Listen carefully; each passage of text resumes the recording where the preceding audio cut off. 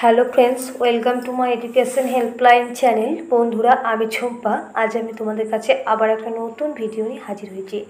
বন্ধুরা, আজকে আমি প্রাচীন ভারতের ইতিহাসে কিছু গুরুত্বপূর্ণ দিকে নিয়ে আজকে তোমাদের সঙ্গে আলোচনা করব। যেমন নন্দ বংশের শেষ রাজা কে ছিলেন, অথবা শিলাদিত্য উপাধি কে গ্রহণ করেন, এইসব প্রশ্নোত্তর নিয়ে আজকের আমার ভিডিওর আলোচনাতে। ভিডিওতে যাওয়ার আগে বন্ধুদের কাছে আমার একটা রিকোয়েস্ট, আমার ভিডিওটা ভালো লাগলে অবশ্যই একটা লাইক করে দেবে, আর আমার চ্যানেলটাকে সাবস্ক্রাইব করে আমার পাশে থাকবে। ভিডিওটা অবশ্যই মন দিয়ে শেষ পর্যন্ত দেখবে। আসার আগে বিভিন্ন আপকামিং কম্পিটিটিভ এক্সামের জন্য তোমাদের খুব কাজে লাগবেই।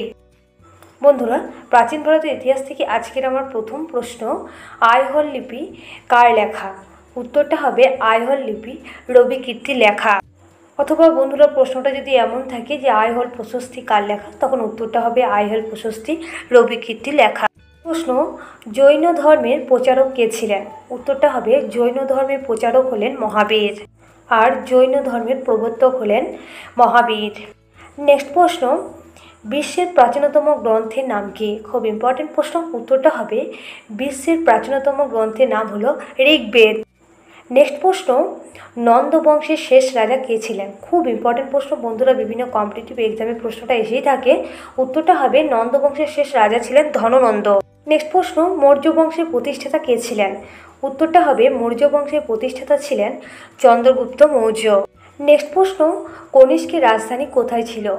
উত্তরটা হবে কনিষ্কের রাজধানী ছিল পুরুষপুর বা পেশোয়া।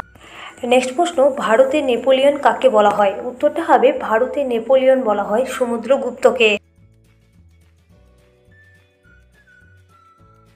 নেক্সট প্রশ্ন, শিলাদিত্য উপাধি কে গ্রহণ করেন? খুব ইম্পর্টেন্ট প্রশ্ন। উত্তরটা হবে শিলাদিত্য উপাধি গ্রহণ করেন রাজা হর্ষবর্ধন।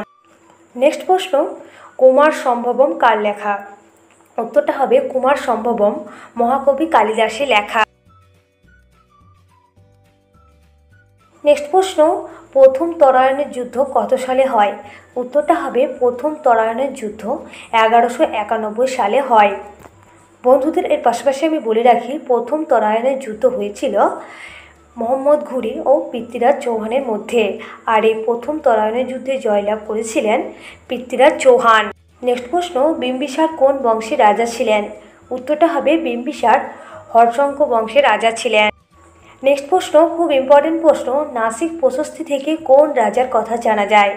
উত্তরটা হবে নাসিক প্রশস্তি থেকে গৌতমীপুত্র সাতকর্ণীর কথা জানা যায়।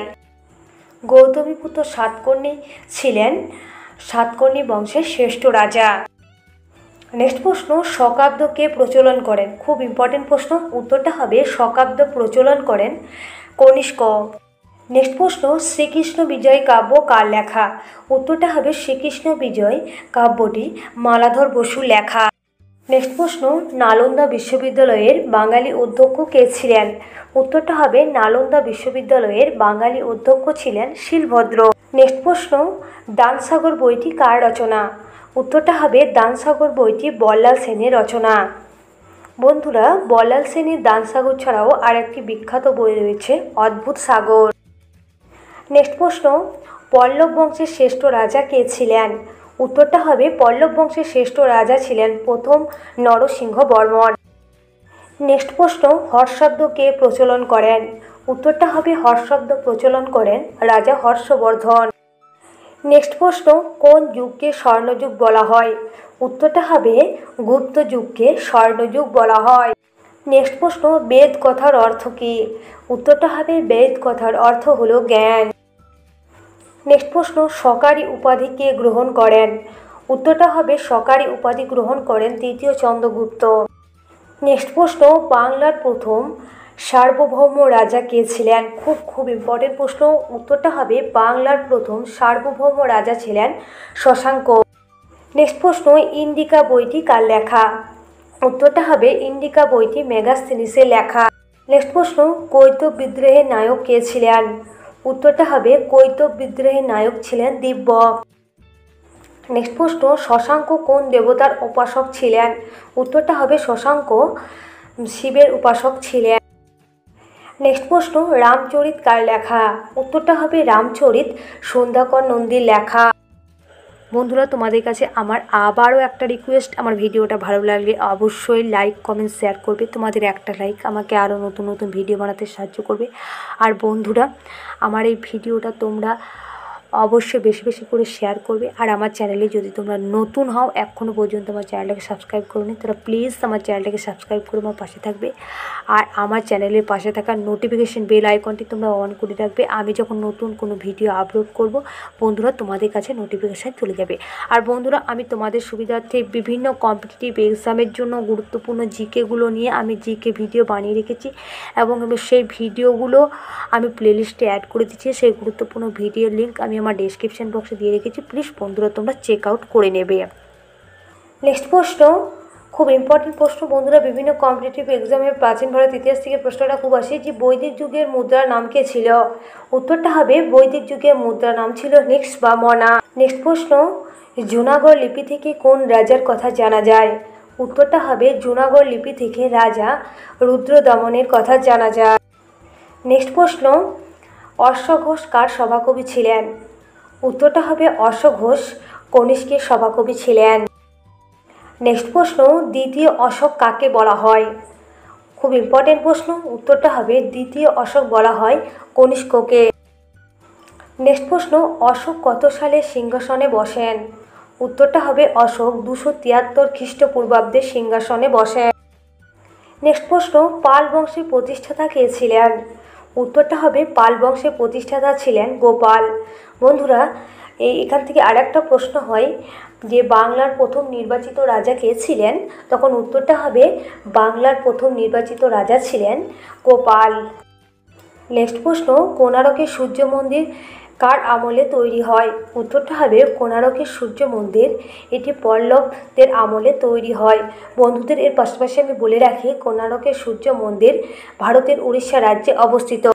নেক্সট প্রশ্ন, চোল বংশের শ্রেষ্ঠ রাজা কে ছিলেন। উত্তরটা হবে চোল বংশের শ্রেষ্ঠ রাজা ছিলেন প্রথম রাজেন্দ্র চোল। নেক্সট প্রশ্ন, ন্যাচারাল হিস্ট্রি বইটি কার লেখা। উত্তরটা হবে ন্যাচারাল হিস্ট্রি বইটি প্লিনির লেখা। নেক্সট প্রশ্ন, সিন্ধুর বণিকদের কি বলা হতো। উত্তরটা হবে সিন্ধুর বণিকদের পণি বলা হতো। নেক্সট প্রশ্ন, বেদের কয়টি অংশ। উত্তরটা হবে বেদের 4টে অংশ, ঋক, সাম, যজু আর অথর্ব। নেক্সট প্রশ্ন, মগধের রাজধানী কোথায় ছিল। উত্তরটা হবে মগধের রাজধানী ছিল পাটলিপুত্র। নেক্সট প্রশ্ন, নালন্দা বিশ্ববিদ্যালয় কোথায় অবস্থিত। উত্তরটা হবে নালন্দা বিশ্ববিদ্যালয় বিহারে অবস্থিত। নেক্সট প্রশ্ন, খুব ইম্পর্টেন্ট প্রশ্ন বন্ধুরা, বিভিন্ন কম্পিটিটিভ এক্সামে প্রায়শই আসে যে ভারতের প্রচলিত প্রথম মুদ্রার নাম কি। উত্তরটা হবে ভারতের প্রচলিত প্রথম মুদ্রার নাম হলো তামা। নেক্সট প্রশ্ন, বেদের শেষ অংশের নাম কি। উত্তরটা হবে বেদের শেষ অংশের নাম হলো উপনিষদ।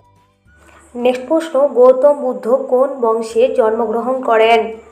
উত্তরটা হবে গৌতম বুদ্ধ শাক্য বংশে জন্মগ্রহণ করেন। নেক্সট প্রশ্ন বন্ধুরা, খুব ইম্পর্টেন্ট প্রশ্ন, কে প্রথম অশোকের শিলালিপি পাঠোদ্ধার করেন। উত্তরটা হবে জেমস প্রিন্সেপ প্রথম অশোকের শিলালিপি পাঠোদ্ধার করেন। নেক্সট প্রশ্ন, যে ত্রিপিটক কয় ভাগে বিভক্ত। বন্ধুরা, উত্তরে যাওয়ার আগে তোমাদের আমি বলে রাখি যে ত্রিপিটক হলো বৌদ্ধ ধর্মের প্রধান ধর্মগ্রন্থ আর এই ত্রিপিটক পালি ভাষায় রচিত। এবার আমরা জেনে নেব যে ত্রিপিটক কয়টি ভাগে বিভক্ত। উত্তরটা হবে ত্রিপিটক 3টি ভাগে বিভক্ত, 1 বিনয় পিটক, 2 সূত্র পিটক আর 3 অভিধর্ম পিটক। প্রশ্ন, কার আমলে তৃতীয় বৌদ্ধ সম্মেলন অনুষ্ঠিত হয়।